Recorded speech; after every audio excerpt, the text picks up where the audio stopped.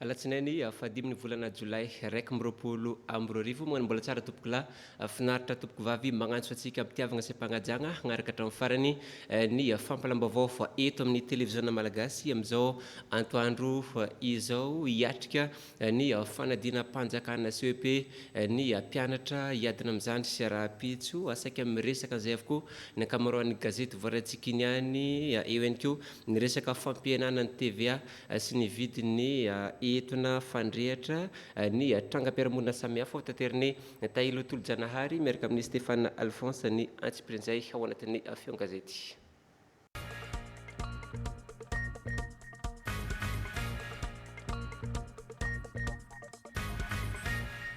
Gazety efatra amin'ny folo no voaranay teto amin'ny sampana fampalam-baovao eto amin'ny televisiona malagasy androany. Osikafantsika eo amin'ny pejy fampianarana izay mifandray amin'ny tontolon'ny fahasalamana.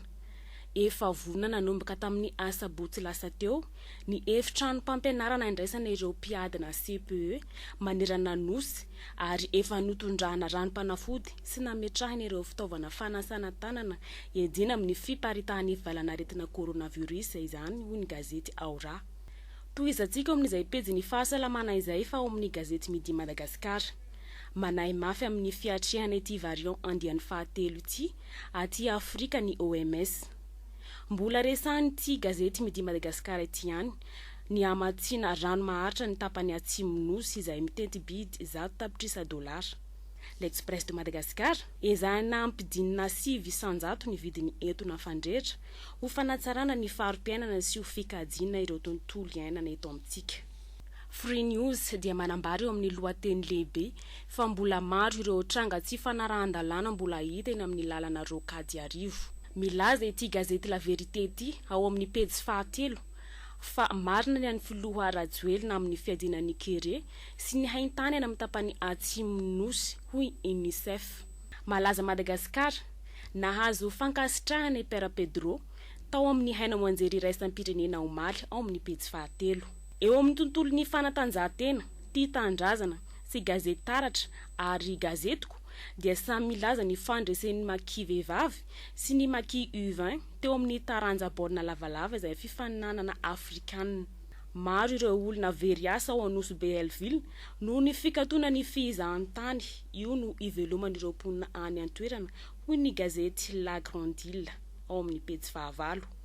Les Nouvelles eo amin'ny trangam-piarahamonina ray mpianakaviana iray nanolana ireo zanany vavy ary nahabevoka azy izany. Inona ny vaovao eo amin'ny trangam-piarahamonina izay hatrany olona roa tratra ny soloky tamin'ny alalan'ny fampiasana vato sarobidy. Amaranantsika ity fion gazety amin'ity androany ity dia ny gazety Jejo izay mpanome torohevitra maro isan-karazany ka isariany ireo mpamaky azy amin'ity androany ity ny torohevitra ho an'ireo mpianatra hanala fanadinana rampitso amin'ny fanalana tahotra ary mampisy fitadidiana ho an'ireo ankizy ao amin'ny pejy fahaenina izany.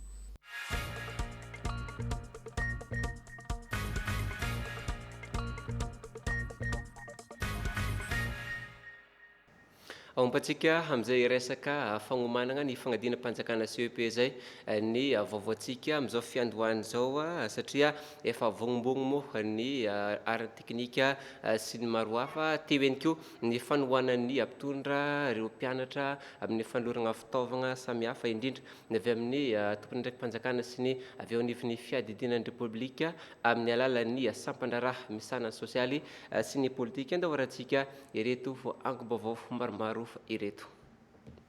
Toetrany ny ezaka ataon'ny filohan'ny repoblika amin'ny alalan'ny sampandraraha misahana ny raharaha sosialy sy politika eo anivon'ny fiadidinan'ny repoblika ty Agnalanjirofo ka nahazo ny anjarany ireo mpianatra hanala ny fanadinan'ny mpanjakana amin'ny sekoly PP Morafeny sy Nosy-Be ao anatin'ny maro mitety vavateny na iny ka ny governoran'ny faritra niaraka amin'ireo olom-boafidy no nanankinina tamin'ny fitsinjarana azy. Araky ny hitanareo ke misy voandalana io. Izia tsy avy amin'ny gouverneur fa avy amin'ny président république Andriamatoa Andry Nirina Rajoelina. Amin'izao ankatoka ny hiatrehana ny fagnadinana CPE dia mahatsiaro manokana an'ireo zandry zaza agnala fagnadinana ny filoha Andry Rajoelina. Ka naneraka ny mpiara-miasana izy ny teto Madagasikara. Anjara manandrify ho zaraina ho an'ireo mpianatra agnala fagnadinana CPE ato amin'ny EPP Morafeno sy ny EPP Nosbe. Misy stylo, misy crayon, misy règle tsara agnanaovana examen. Ary ny tegna tsara aminazy misy chocolat. Zava-dehibe zany izay fitiavana lehibe indrindra. Velom-pisaorana sy fankasitrahana feno ho an'ny filohan'ny Repoblika, araka izany ny mpampianatra ny ray aman-dren'ny mpianatra amin'ny toerana nahazo ny fanampiana ireto. Vonona ny fari-piatetia mpampianarana Cisco Isandra anatanteraka ny fanadina-mpanjakana voalohany CEPE 6e 9 Jolay 2024 ho ny chef Cisco.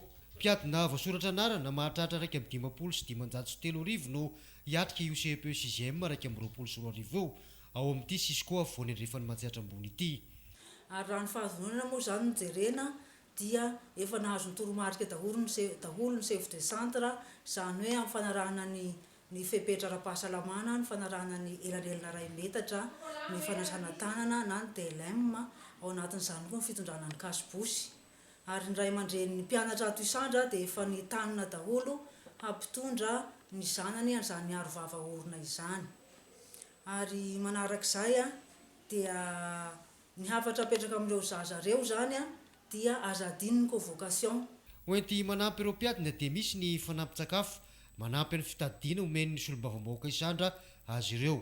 Ny eo anivon'ny fiadidinan'ny Repoblika misy koa fitaovana ho an'ny mpianatra avy amin'ny filoham-pirenena. Misy koa ireo kit izay hozaraina ho an'ny mpianatra izay avy any amin'ny DASP dia isaorana ny filoham-pirenena ny amin'izay fanomezana ny zaza malagasy izay, ary mbola ho avy ny solombavambahoaka izara izany amin'ireo zaza ireo. Ny taratasy mpanadinana ho an'ny Mahatsatra ambony manontolo moa dia efa tonga aty an-toerana. 3,700 ireo mpianatra amin'ny kilasy fahadimy izay hanala fanadinana CEPE no nazo fampitaovana avy tamin'ny filoha-hevitra ny antenimera-pirenena faritany Antsiranana Josely Maxime mba ho fanampiana izy ireo fa indrindra mpamaivana ny vestra ny ray aman-dreny. Fandrindra zegny amin'ny mahasolombavambahoaka zahay ireo zaza ireo dia noavy ny Madagasikara, noavy ny firenentsika ty dia tsy atao ankilabao ny fampianarana ka iazagna zegny ny mba mifampikasokasoka amin'ireo zaza ireo mba ampazoto ireo amin'ny fianarana, ampazoto ireo hianatra ary horehareha ny Madagasikara antsika ty. Marobe ny ray aman-dreny izay sahirana, tegna sahirana ara-pivelomana ka tsy maintsy tsinjovina. Hetsika fataony isa-taona izao ary famporisiana ireo mpianatra mba hilofa amin'ny fianarana fa indrindra katoka ny fanadinana izao. Mahatsapa fa tsy ire ireo mpianatra na koa ireo mpampianatra noho ny ezaka makadiry ity. Za izay magnano fisaorana Madame Joselyne Maxime amrana mezanzety raha ndeha mpasiana CP. Ke koatsinavy taty nareo nanagnatska izy ty mety lany vola ray aman-drenay ke misaotra. Sekolam-baratonga fototro 7 misy eto an-tamin'ny tanànany Antsiranana no saminazo avokoa ary santarina atao amin'ny EPP Skamany fizarana izany. Marina fa ho tanterana amin'ny 9 Jolay ho avy izao ny fanadinana CEPE manerana ny tany Madagasikara. Fitaovana hoentina hiatrika fanadinana no nizaraina tamin'ireo mpianatra izay avy tamin'ny fitondram-panjakana. Izay avy tamin'ny filoham-pirenena mba ho fagnampiana ny ray aman-dren'ny mpianatra ary ny mpianatra amin'ny fahasahiranana amin'ny mety hividianana fitaovana hiatrehana ny fanadinam-panjakana CEPE 6e izay nitsinjo mivantana ny fahasahirana-bahoaka, nijery nitodiky aty amin'ny district sy ny Ranovongo eto amin'ny EPP Menatany nagnome an'iregny fitaovana sy biscuit ary chocolat ahafahan'ny mpianatra mba misitraka toy ny mpianatra rehetrarehetra agny an-drenivohitry. Ny talata 9 Jolay izao no tanterahan'ny fanadinam-panjakana CEPE.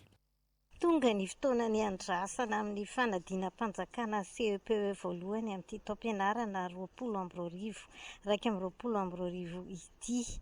Ho an'ny Cisco ny Marovoay dia efa vonona ny lafiny ara-teknika satria dia efa tonga tamin'ny herinandro teo ny laza adina. Efa vonona andray izany ireo foibe mpanadinana 3 izay isandrahaka amin'ny efitrano tsekoly misy hatramin'ny 7. Efa vonona ny lafiny teknika rehetra makasika ny fiatrehana zany fanadinana CEPE zany satria efa tamin'ny herinandro lasa teo no tonga tetatoerana ny lazadina antsika amin'io CPE io zay mariko fa any amin'ny gendarmerie moa zany no nametrahana azy. Ampatsahivina antsika ihany koa fa mbola niaina tao anatin'ny vanim-potoana ny amena ara-pahasalamana isika ka isaoran'Andriamanitra fa tsy nisy fihemorana tahaka ny tamin'ny taon-dasa ny fanadinana CPE. Isaorana betsaka ihany koa ny fitondram-panjakana nanao ny fikarakarana tao anatin'izany amena ara-pahasalamana izany. Arak'izany homena ny toromarika manokana amin'izany ro mpiadina. Tsapa zany fa mbola ao anatiny vanim-potoana ny ririnina isika amin'izao. Ko dia mampatsiatsika ray aman-dreny amin'ireny zanaka atsika ireny zay hatrika fanadinana rahampitsoa mba mpanaovy akanjo mafana reny zaza so sanatria dia marary. Omeo sakafo mafana ihany koa izy ireo aloha ny angany any an-trantsika any. Ary tsara raha omanina fitaovana rehetra hoentiny hiatrika izany fanadinana. Zazavavy 7 taona ny zandriny indrindra hiatrika izany, raha zazalahy 12 taona kosa ny zoky indrindra amin'ireo mpiadina hiatrika izany. Herinandro mialohan'ny fanadinana no efa tonga teto anivon'ny gendarmerie pirenena eto Ambalavao ny lazahadina CEPE. Tonga eny anivon'ny commune tsirairay ankehitriny ireo lazahadina. Manerana ireo fitoeram-panadinana 220 handraisana ireo mpiadina 13 voasoratra anarana ato amin'ny Cisco Ambalavao tseny Paris. Vonina tanteraka amin'ny fiatrenan'ny fanadinana ny ato amin'ny distrika IT hoy ny chef Cisco raha nanatitra ny taratasy-panadinana tao Miarinarivo sy ireo commune 3 mihazo ity zapa ity. Tsara ny mampafantatra fa misy 7 ny zapy ny Cisco Ambalavao. Ny amin'ny zapy manodidina rehetrarehetra dia ny eto Miarinarivo zao ny mamarana azy anio izao. Ary dia tsara fa mahafantarantsika fa misotro ara-dalàna hatreto sy nisotana fanadinana zay amin'ny toky moa tenanay ato anivon'ny Cisco fa mandrivo vato isika ray aman-dreny makasika ny atao hoe fanatanterahana ny fanadinam-panjakana izay. Hentitra ny fiarovana ny lazahadina sy ny fitandronan'ny filaminana mandritry ny fanadinana. Ny gendarmerie pirenena dia mandray anjara feno amin'ny fiarovana fitanterana ny lazadina hatrany amin'ny toeram-panadinana indrindra ny fanaraha-maso izay mety ho fanikan-dalàna na fanakorotanana ho an'ny fahatotosana izay fanadinam-panjakana izay. Efa nanomboka ny fizarana ny taratasy fiantsoana amin'ny fanadinana CEPE ary milamina avokoa ny fanomanana amin'ny fanatotosana ny fanadinana ato amin'ny distrika Ambalavao tseny Paris. Efa milamina tanteraka ny fikarakarana amin'ny fiatrian'ny mpianatra ny fanadinana CPE. Amin'ny talata 9 Jolay izao, raha ny aty amin'ny faritra Anosy sy ny Cisco ny Tolagnaro, araka ny voalazan'ny taleparitra ny fanabeazam-pirenena sy ny chef Cisco aty Tolagnaro. Ny asabosina raina teo dia nisy ny fotoam-bavaka niaraka tao amin'ny katedraly katolika Bazarikely eto Tolagnaro izay notarihiny sampana FFKM aty an-toerana. Niarahan'ireo mpianatra haka ny fanadinana CPE sy ny BPC eto Tolagnaro no ny fangatany avy ao amin'ny drenina Anosy ho fanomezana zodrano ireto zaza haka fanadinana ireto. Mpiadina CPE miisa 937 misy injara amin'ny toeram-panadinana 90 ary mpiadina BPC miisa 473 amin'ny toeram-panadinana 13 no hita ato anatin'ny Cisco ny Tolagnaro. Hoy ny tompona andraikitra. Misy hatrany ny fiaraha-miasa tamin'ny ramatoa sy olom-bavambahoaka Aidara Simandriona amin'ny fanomanana rehetra. Izy no nanao ny fahatongavany sujet agny amin'ny toeram-panadinana ka milamina araka ny tokony izy.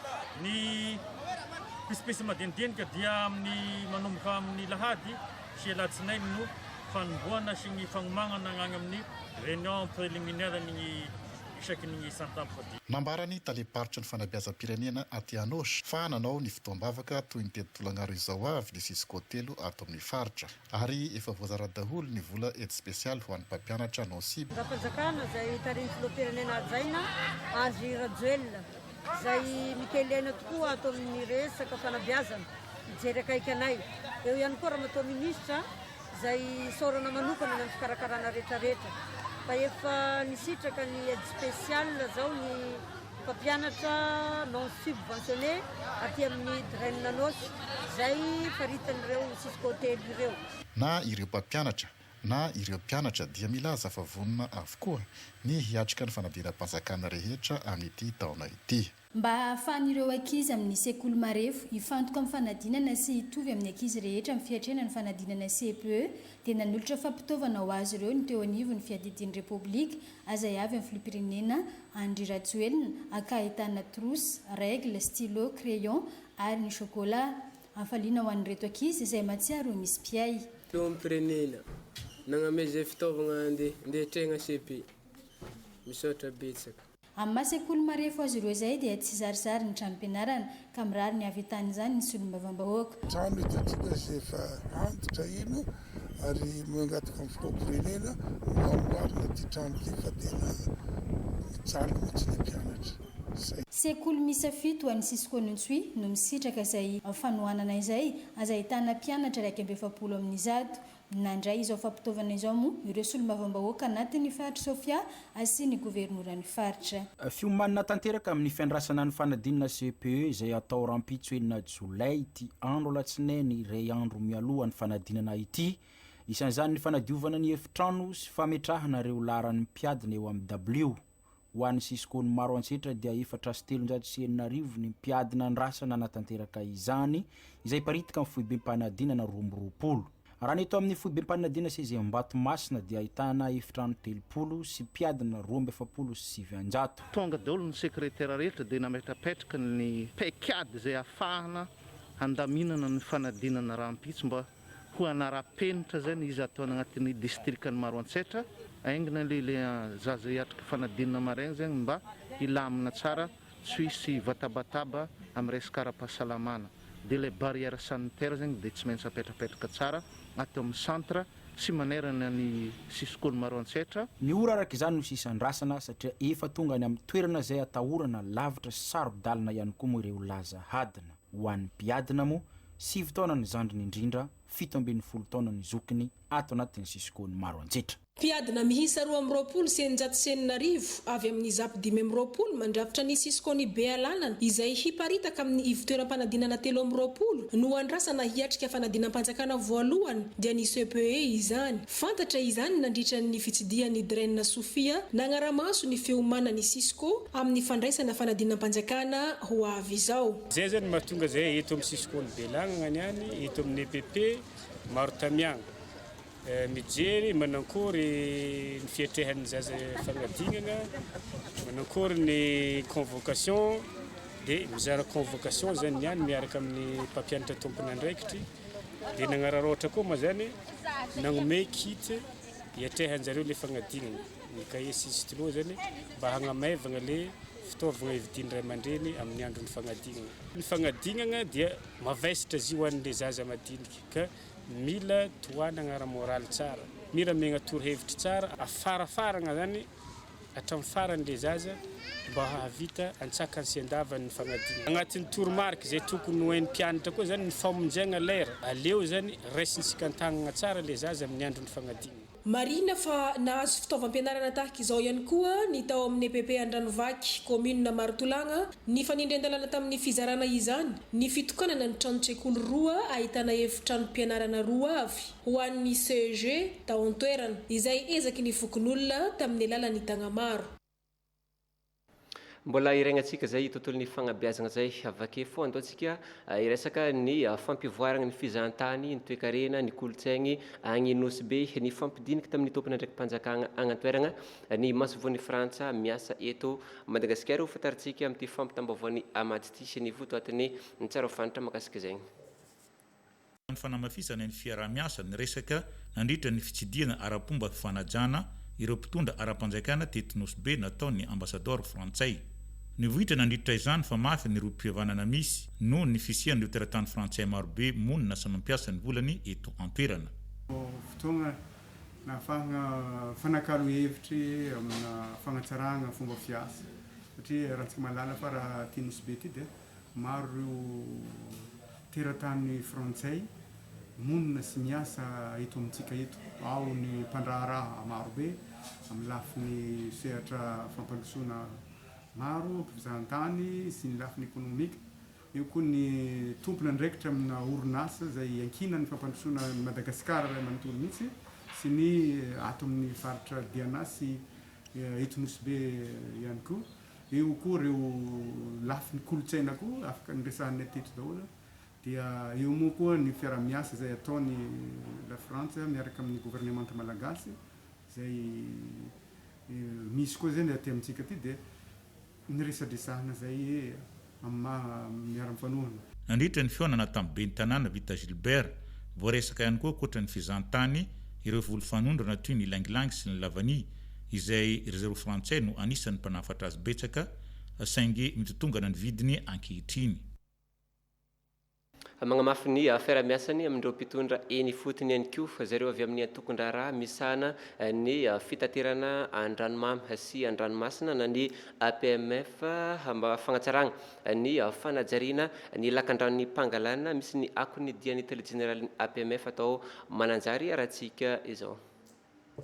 Ny toekarena ny lakan-drano ny mpangalana ary mampifandray ny faritra efatra amin'ny ilany antsinanany Madagasikara dia antsinanana, Vatovava sy Fitovinany ary Atsimo antsinanana. Izany no mahatonga ry zareo avy ao anivy ny APMF mananjary manamafy ny fiara-miasa amin'ny tompona ndraiky mpanjakana ifoton'izao. Nandritra ny lahadinika ny fanaovana teto an-toerana dia fantatra fa otizana hatrany ny fandavahana amin'ireo faritra sakana amin'ny fivezivezen'ny mpitatitra. Vaindohan raharaha ihany koa ny fametrahana tseranana manara-penitra amin'ireo komina manamorona ny lakan-drano ny mpangalana sy fametrahana seranana madinika ihany koa. Ny taona 2024 moa dia itoy amin'ny mananjary sy manakara ka hipakatra ny farafangana ny fandravahan'ny lakan-drano ny mpangalana. Raha ny tamin'ny herintaona sy ny taona teo alohan'izay zany tsika dia niezaka ny asa teo anelanelan'ny Tomasina sy mananjary tamin'ireo le faritra mainty maro samihafa zany. Amin'ny ankapobeny zany ankehitriny dia efa azo lazaina hoe fluide zany ny entre ny Tomasina sy mananjary. Mbola misy nefa zany ireo le toerana sasatsasany izay efa prévoir zany ny APMF ny anaovana an'ireo le antsoina hoe maintenance, zany hoe ny fikarakarana zany ny fanesorana n'ireny le faritra mainty mbola sy tavela reny mba ahafahana zany mitazona an'izay fivizivezena tsy tapaka eo anelanelany Tomasina sy mananjary zay. Ary amin'izao fotoana zao moa zay zany dia efa ao anatin'ny manomana ihany koa zany ny eo anelanelan'ny mananjary sy manakara zany. Ka anisan'ny fidinana ety izao zany ny jery fotony hoe aizasaiza daholo ireo le faritra mainty mba ahafahana zany manomana ny asa izay hiatrehana ny fanesorana zany faritra mainty zany. Manamavana ny fitaterana na olona na vokatra ny lakan-drano ny mpangalana ary hitondra famparosoana maharitra amin'ny faritra maro lalovany zany. Araka izany dia manao antso amin'ny mpandrarany APMF mba hiroso amin'ny sehatra ara-dalàna avokoa ny mpitatitra sy ho matianina ka tena ho fanohitra ny fampandrosoana. Toizantsika amindreo lafim-baovao sosialy satria nagnampy ireo mponina sahirana any amin'igny faritra atsimo andrefagna igny ny gouvernemanta israeliana fanampiana natolotra tamin'ny alalan'ny loholon'ny Madagasikara Ongobelo Marcel angom-baovaony Henri John no fanarahantsika izany. Nanolotra fanampiana ho an'ireo fianakaviana tratran'ny kere any atsimo ny gouvernemanta israeliana amin'ny alalan'ny loholona Ongobelo Marcel. Dia manolotra fisaorana mitafotafo ny gouvernemanta israeliana tamin'ny fanampiny ny vahoaka kere tany amin'ny commune Androka, Andropano, tany amin'ny faritra litoraly aty atsimo andrefana aty. Ny vato aza rehefa manao soa soramenaka vomaika fa iny fanomezana mba manala ny mosary tany amin'ny faritra Androka iny dia isaorana ny fiarah-miasa engany mba hitovy izao fiarah-miasa miaraka amin'ny fitondram-panjakana israeliana zao dia isaorana ry zareo nagnampy betsaka anay tamin'ny fiarah-miasa tamin'ireny fanomezana an'ireo sakafo ho an'ny mponina tany amin'ny faritra atsimo. Mahatonga aho fa tsy hijanona amin'izao fa mbola betsaka ny fiarah-miasa azo atao satria mitenena amin'ireo ny tsy fisiany rano any amin'ny faritra atsimo agny iny. Marihina fa tsy hijanona eo izao fanampiana izao fa mbola hitohy hatrany. Telo aligny mahery sy ny fitambaran'ny ankohonana hisitraka ny vatsinankonana ao agnatin'ny districtny Ambositra nisy niatrika asa nagnatsarana ny sivagna ifantenana ireo tokantrano hisitraka izany fampitam-baovaony vonimiarana onja. enina sy efajato sy verivo telo alina voasikajy omarefo manana zaza aotra ka hatramin'ny 12 taona aty amin'ny distrika Anambositra no isitraka ny tetikasa vatsinankonana tetikasan'ny fitondram-panjakana amin'ny alalan'ny ministeran'ny mponina raha ny FID ho fanatsarana ny faripiainan'ireo fianakaviana marefo efa misy ny lamina napetraka amin'ny fitsinjarana izany dia nijerena an'ireo le fokotany 700 ao anatin'ny commune 13 zay iasan'ny tetikasa vatsinankonana dia manomboka amin'ny volana oktobra ny fizarana ny vatsinankonana voalohany amin'ny fidiran'ny mpianatra. Nojerena amin'ny antsipriany ny makasika ny fokotany tsirairay. Eto ny ministeran'ny mponina dia makasitraka ny tompona ndraiky mpanjakana rehetra misy eto anivon'ny faritra Morimania izay miara-misalahy mijery lalina kokoa hoe izany fokotany tena idirana amin'ireo komina 13 izay isitraka ny vatsinankonana eto amin'ny distrika Anambositra. Mitazana amin'izany dia mba tena le olona tokony isitraka azy no hosafidiana ary ihany koa mba ahafahana hoe mampiarina sy mampiakatra ny fari-piainan'ny vahoaka tena marefo ny tanjon'ny ministeran'ny mponina ao anatin'ny tetikasa vatsinankonana izay atao eto amin'ny distrika Anambositra. Tanjona ao anatin'izao tetikasa izao moa ny ahafahana manatsara ny sakafon'ny zaza sy mampiditra azy ireo an-tsekoly. Agny amin'ny distrika ny Betroka indray dia vary milanja 5 taona no natolotra hanampiana ireo tokantrano sahirana fagnampiana avy amin'ny fitondram-panjakana araka izao fampitam-baovao Théophile Norbert izao. Voaka sahirana ara-pivelomana manodidina ny 500 tokantrano eto amin'ny commune Ambonivohitra Betroka akoatra n'ireo mahazo fehina ara-tsosialy avy amin'ireo fikambanana masina eo anivon'ny fiangonana katolika sy ny FLM eto antoerana sy ireo any ambanivohitra no nahazo fanampiana ara-tsosialy atamin'ny alalan'ny vary 5 taona no omeny ny fitondram-panjakana ho an'ny vahoaka aty amin'ny distrika ny Betroka. Pirenena sy premier ministre zany dia nahazo 25 taona sika Betroka zany. Safidiana zany ny olona sahirana. Ambanivohitra moa zany zarevana hoe mena vary misy mahazo fologony misy mahazo fologony misy mahazo 2 fologony arakaraky le famaroany le osairana amin'ny toerana misy anazy famatsatsaka manko ny eto Betroka vilany mahazo tombony rehetra misy zavatra misy salamina zany. Akoatr'izay moa dia hanaovana asa tana maro ny ampahany ambiny amin'ireo vary ireo ho fanadiovana ireo toerana hanaovana ny fitondram-panjakana fotodrafitrasa aty an-toerana natolo ny solombavam-bahoaka ho an'ireo bentanana ihanikio ireo fitaovam-pidiovana sy fanadiovana ahafahany izy ireo manohy ny fanentanana ho an'ireo mponina ao aminy hanaja hatrany ireo fepetra ara-pahasalamana. Indrembava amin'ny tontolon'ny fahasalamana ny hoatra ny faritra tokony ho anjaran'ny saparitra ny atahany fanaovana vaksiny tao agnatin'ny faritra Diana iny fantatra moa zay tao agnatin'ny jery-totika nataon'izareo avy amin'ny foibe paritry ny fahasalamam-bahoaka ao amin'ny faritra Diana ary andrasana ny dose faharoa amin'ity vaksiny ity fampitam-baovany ty anjara TVM Antsiranana. Ny ohatra lavitra ny tanjona napetraka ny tapa-avitrena tamin'ny fanaovam-baksiny fanefitra amin'ny Covid-19 andiany voalohany ny tato amin'ny faritra Diana. Lany avoko ny dose 509 anjaran'ny faritra Diana ary voatery ny roso tamin'ny fangatahana fanampiny intelo miantoana nandritra iny fepitoana nanaovam-baksiny iny hoy ny tompony andraikitra. Hita fa tsy nahampy atsika izy io dia nagnafika. Atsika zegny nisy région aroe satria fa samy manana kôtanany ny région. Atsika zio nagnafitra tamin'ny région Boeny dia nahazo 1500 tamin'izay. Hita koa na eny nandroso ilay fagnanaovana ilay vaksiny dia ratika tamin'ny Sofia nahazo 3400. Tafara amin'izay koa mbola nisy ilay tokony hagnanaovana ilay faramparany nangataka tamin'ny ministère nahazo 1500.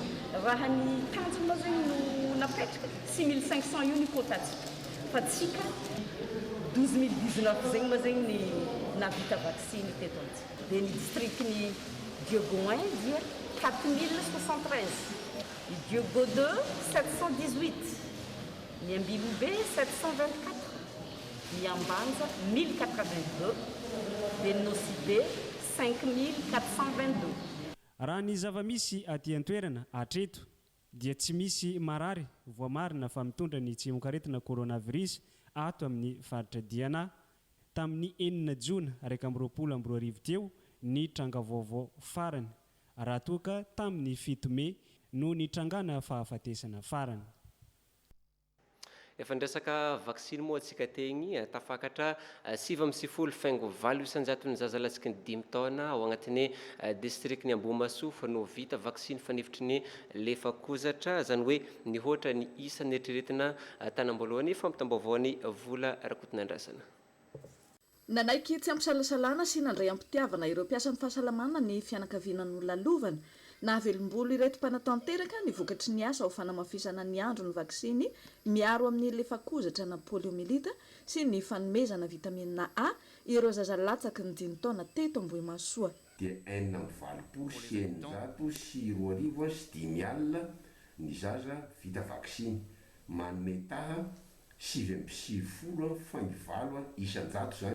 Ny fomba natantarana azy io moa dia le fomba fanao isaky ny vaksiny ohatran'izao dia le fitetezana isam-baravarana na izany naty zany ary dia nisy ihany ny sakatsakana majinijinika teto anivon'ny distrikty Ambohimasoa satria tao ihany koa ireo nandà.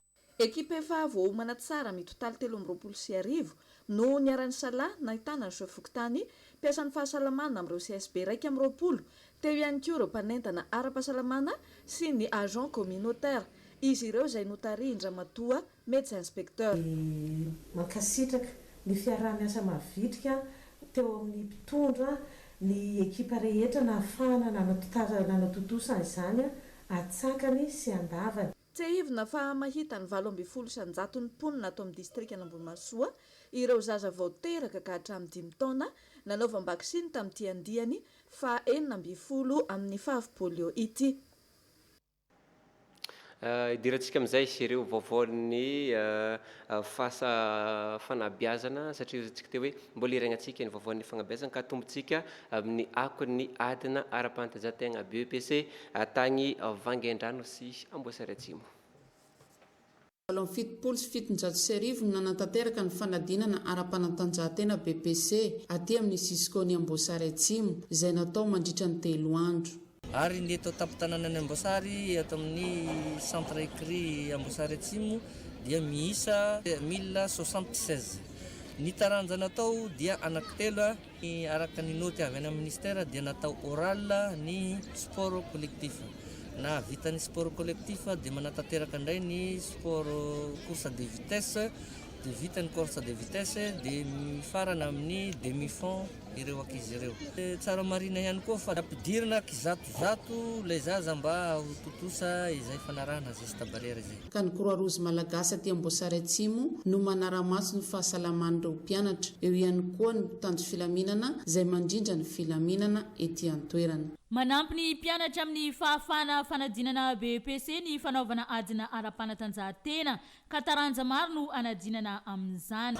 Volana Jolay ny BPS ny BPC eto amin'ny centre Vangaindrano. Taranja anankiroa ihany no andraisan'ny mpianatra anjara dia ny taranja obligatoire zay ny demi-fond dia ao ihany koa le taranja amin'ny tokana tsy misy tsony zany le taranja itambarana noho ny valanaretina coronavirus. Maro ireo mpianatra klasy fahasivy tsy dia miraharaha firy ny taranjam-panatanjahantena izay anisany manampy ny naoty ahafana amin'ny fanadinana BEPC ny fanatanterahana azy. Ny taranja fanatanjahantena moa zany dia anisany antony anankiray azo manampy ny mpianatra amin'ny fahazoany diplôme BEPC satria misy bonus ao arakaraka an'le moyenne azo eto zany azoany bonus.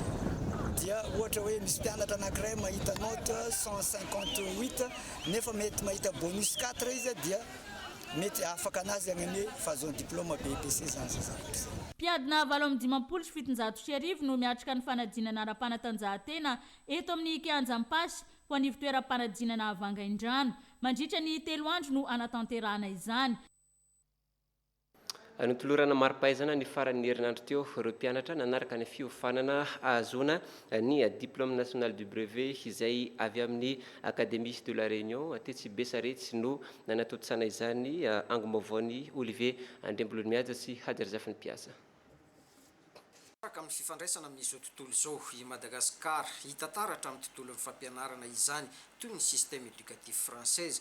Maro ireo sekoly ny nisafidy izay lalam-pampianarana mba ahafahana ireo ray aman-dreny sy mpianatra manamora ny fanohizany fianarana ny ivelany. Anisan'izany ny teto amin'ny Biscuits Besarety izay nizara ny diplôme national du privé ho an'ireo mpianatra misy 750 ny atrika izany tamin'ity taona ity sy tamin'ny taondasa. Ny Académie de la Réunion no nikarakara ny laza adina ary namoaka amin'ny fomba ofisialy ity karazana diplôme ity.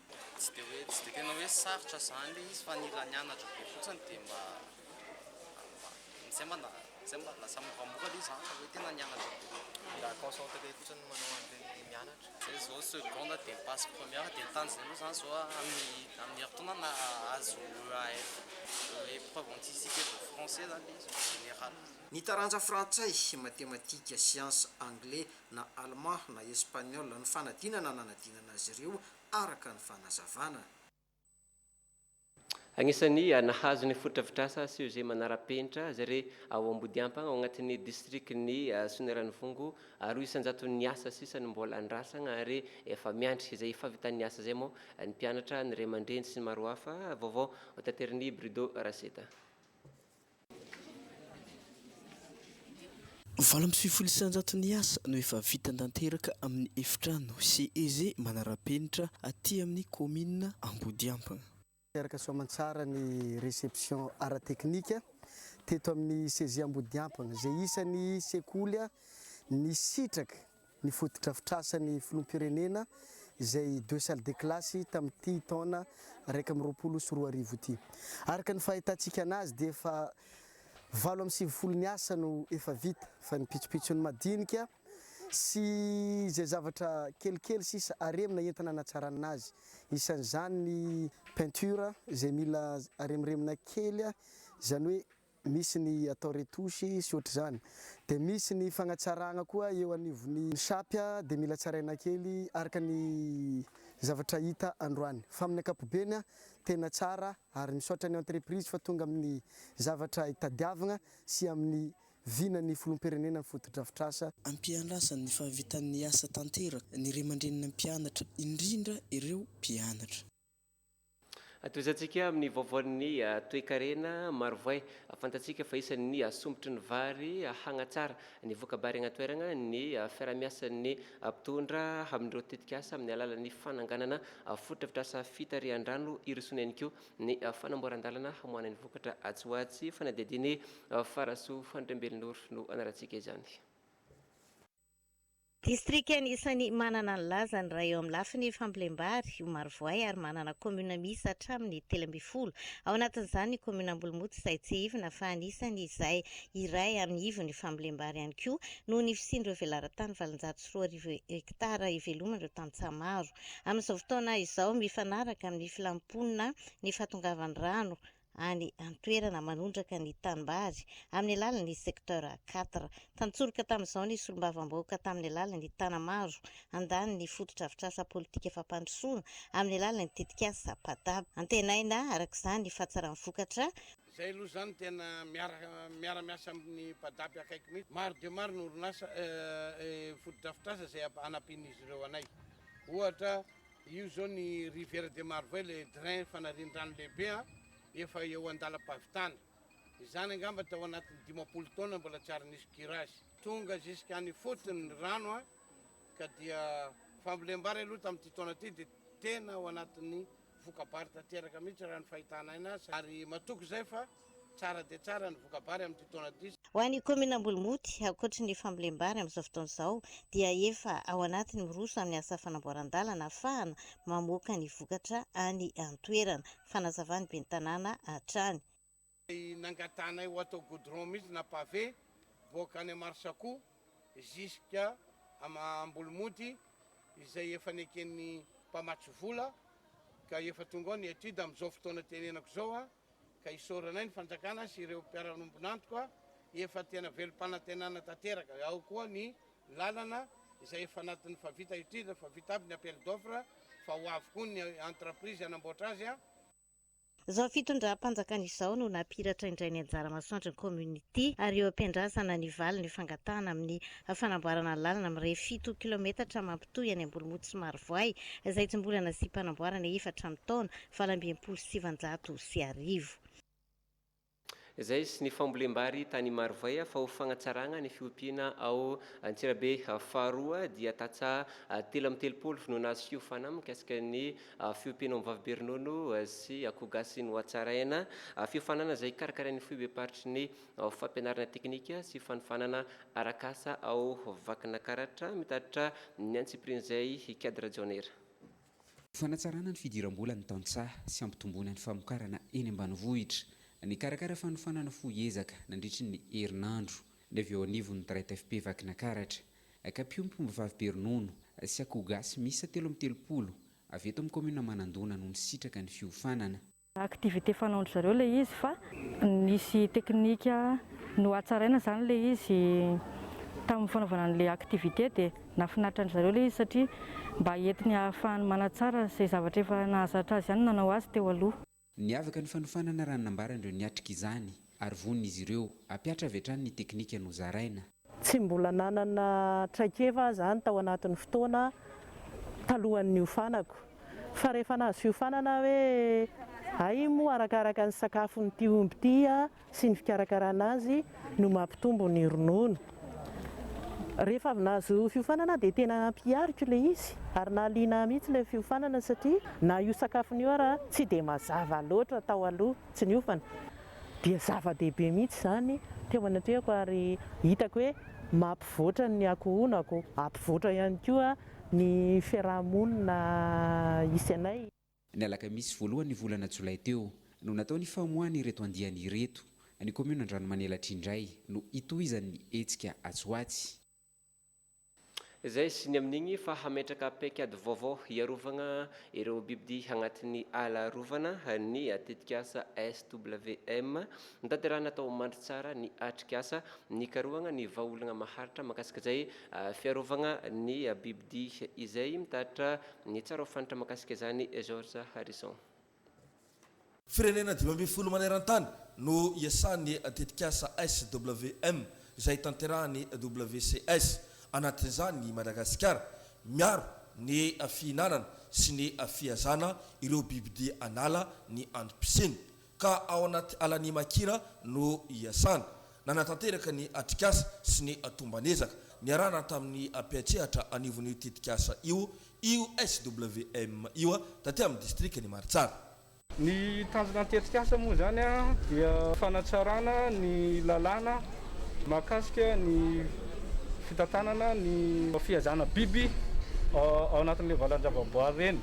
Misy ny fitatanana eo anivon'ny vonon'olona fotony, fanomezana hena hafa asolon'ilay bibidia dia resaka fanovana toetraina. Mamaly ny politika ny fanjakana ny fisiany izao tetikasa izao. Marina fa mbola maro ny olona eny toerana no mihinana an'ireny biby tsy hita raha tsy eto Madagasikara reny ka izao projet izao zany dia miezaka fa tena miezaka azaka izay atao azo atao ny amin'ny atao hoe fampihenana farany ambony indrindra an'izany fihinanana ny bibidia izany. Etaetan'ireo mpiantsehatra sy ireo mpizaika rehetra ateto ny itaran'izao tetikasa izao amin'ireo ala iarovana hafa mba atratrarana ny tanjona. Ndawarisika iresaka ny fagnatsarana ny fitantanana sy fagnaramaso ny mpiasam-panjakana nisy ny atrikasa fagnofanana sy fampahafantarana ny rindrakajy augure 2 atao amin'ny renivohitry ny faritra Morimania dia aratsika faran'izay ny tany Manakara. Ny 30 isanjato ny teti-bola ho fampandehanana ny raharaham-panjakana amin'ny ankapobeny dia atokana anefana ny karama ny mpiasam-panjakana. Mba ahafahana mifehy ny fitantanana izany anaty mangarahara dia ampiarina eto amin'ny faritra Vatovavy Fitovinany ny rindrakajy augure 2 ka nanomezana fiofanana momba ny fampiasana izany ireo lehibe ny sampandraharaha isatsokajiny aty an-toerana. Ny ministera misana ny asa-panjakana sy ny ministera ny toe-karena sy ny vola moa no miara-misalay ny amin'ny fanatanterahana izany. Ny mpiasa-panjakana rehetra aty amin'ny faritra vatovato vinany zany dia tokony ary tsy maintsy ampidirana ao anatin'io odera eo. Ny antony betsaka ny mpiasa-panjakana izay tsy fantatra mazava tsara ny momba azy, tsy hita hoe aiza izy mba miasa, ka izay no anisany antony ray lehibe nanaovana ny odera io mba hahalalana ny mombamomba ny mpiasa-panjakana tsirairay. Ao ambadikin'izay ny karama izay andoavana ny karaman'ny mpiasa-panjakana rehetra dia mba tsy ho verivery foana. Izay volam-panjakana andoavana ny karama izay dia tsara raha asiana fitantanana mahomby sy mangarahara mahakasika ny mpiasa-panjakana tsirairay. Anisany antoko ny fampandrosoana ny fampiasana ity rindrakajy augure 2 ity aorian'izao fiofanana izao dia tsy maintsy mampiasa izany avokoa ireo sampandraraha rehetra isan-tsokajany. Mivoatra ary nasiana fanatsarana ny fampiarana ny rindrakajy hitantanana ny mpiasa-panjakana na ny augure 2 ka ho hita ao anatin'izany avokoa ny atotam-baovao rehetra mahakasika ny mpiasa-panjakana tsirairay ary nampahafantarina ny lehiben'ny sampandraraha-paritra rehetra ty amin'ny faritra Moronomania ny antsipiriny momba n'izany ny arany avy amin'ny ministera ny asa-panjakana sy ny ministera ny toe-karena sy ny vola. Nisy ihany koa ny module vaovao tamin'ity zany dia nipetraka hoe ny fitantanana ny asa-panjakana tsy vitany mitatana fa manomana ihany koa ny mpiasa-panjakana hikarakara melohany atotan-taratasy dia fanjaran'ny ministera ny asa-panjakana sy ny ministera ny toe-karena sy ny teti-bola ny mampahafantatra azy ho reto mpiasa reto dia tokony fikarakara atotan-taratasy mba hilana ny fanapahana karama sationana zany izay. Eo ihany koa ireo module hafa toy ny famindra-toerana mpiasa-panjakana zany anisany fanatsarana goavana ihany koa zany amin'ity miampy ny atotam-baovao mahakasika ny mpiasa hatramin'ilay diplôma zany sy ny atsipiriany. Ny fanatsarana ao amin'ilay augure 2 koa dia ny rindran-damina napetraka ny ministera rotonta amin'ny voalohany ilay augure administrative dia tena fitantanany maha olona tanteraka. Fa ao aorian'ny augure administrative dia miaraka koa ny augure financière, izany hoe ny famadihana ho vola ireo atotan-taratasy novizena tsirairay avy. Mivokatra tsara ho azontsika koa amin'ity augure 2 ity ny fanalana rehetra an'ireo mpiasa-panjakana fantôme fa mandray ny volam-panjakana fotsiny. Dia hery lehibe ao amin'ny fanjakana zany ny azahoana vola avy amin'izany fahitana an'ireo mpiasa-panjakana fantôme izay. Ho fanatsarana ny asa-panjakana sy ho fijerenany maha olona dia misy ihany koa ny guichet unique isan-kerinandro hikarakarana ny atotan-taratasin'ireo mpiasa-panjakana tsy amin'ny faritra Moronomania mba tsy hisy ny fahatarana. Famagna ny olany avoaka ny vangain-drano amin'ny resaka filana raharaha amin'ny sambatra ara-panjakana dia nisy ny fagnitiagna ny faritra mampisaraka ny commune Mifanila Bodirindrina jereny ihany koa ny ametrahana ny fokotany sy commune vaovao mitatra ny tsara ho fantatra mahakasika zany Bodirindrina Arson TVM vangain-drano. Bodirindrina amin'ny commune ambonivohitra vangain-drano ny commune ambanivohitra Bekaroky sy misahatra mitombo ny olona ka sy mivelatra arak'izany ihany koa ny zana-tanàna ka tanàna vaovao ao anelanelan'ny commune Bekaroky sy vangain-drano ny tanàna ny Sonafindra ka sahirana ny mponina amin'ny fisitrahana ny tohana avy amin'ny fanjakana sy ny fikirakirana ny atotan-taratasy. Misy fitaraigna zany tonga any amin'ny commune urbaine hoe lasa sy hitan'ilay mponina zany andehanany hoe any amin'ny commune urbaine sa any amin'ny commune Bekaroky. Antom-pisian'ny fanjakana ny hijery manokana ireo manahirana ny vahoaka hoentina hanatona azy ireo ny fanomezana fokotany sy commune vaovao mba hanomezana andraikitra ny solon-tenam-panjakana eny foto napetraka nandritra ny dinika izao ihany koa ny sistany manasaraka ity commune anankiroa ity. Ary manomboka indreo masinandro-androany zao zany dia eto amin'ity tetezana ampamonoako tratra ity zany elimitropy ny vangain-drano urbaine sy Bekaroky ruraly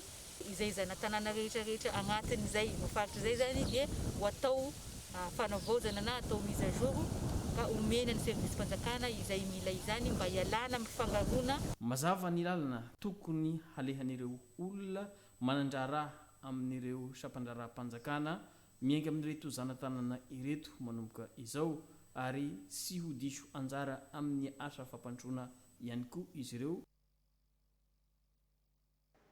Indrembava amin'ny tontolon'ny tsy fandriam-pahalemana nahatratra tambajotrana jiolahy mpangalatra moto sady mpamakitragno ny pôlisy atao Toamasina sivy no voasambotra tao agnatin'izay raha izao vaovao entin'ny Andrea Flaviana izao.